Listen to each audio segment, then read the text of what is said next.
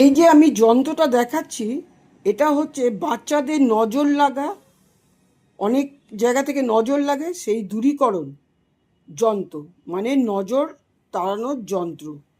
এইভাবে এটা সাদা কাগজে, আমি সাদা কাগজটা পাইনি, সাদা কাগজে কালো কালি দিয়ে করবেন, কালো কালি দিয়ে করবেন, আমি নীল কালি দিয়ে করেছি। নজর লাগার কারণে কি হয়, কোনো বাচ্চা খুব ভোগে, কোনো তখন ওষুধই অনেক সময় কাজ করে না। সেই ক্ষেত্রে এই যন্ত্রটা আপনারা কাগজে এঁকে নেবেন এবং লিখে নেবেন। এটা করে নিয়ে কি করবেন, এটাকে সলতে যেরকম করা হয় প্রদীপে দেওয়ার মতন সলতে, ওরকমভাবে সলতের মতন পাকাবেন।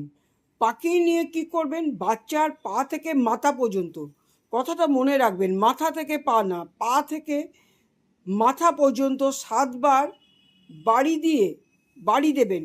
পা থেকে মাথা পর্যন্ত বাড়ি দেবেন 7বার। সারা দেহে একটু একটু করে বাড়ি দিতে থাকবেন, পা থেকে মাথা পর্যন্ত 7বার। তারপরে কি করবেন, সর্ষের তেলে এটাকে চোবাবেন। চুবিয়ে কি করবেন, এটা আপনি একটা প্রদীপের সাহায্যে পুড়িয়ে দেবেন। এই প্রক্রিয়াটি পর আপনি 3 দিন তো অবশ্যই করবেন, সেরে গেলেও 3 দিন করবেন। 3 দিন করা এটা হচ্ছে বাঞ্ছনীয়। এতে বাচ্চার ওপরে আসা দৃষ্টি দোষ, নজর লাগা দূর হয়।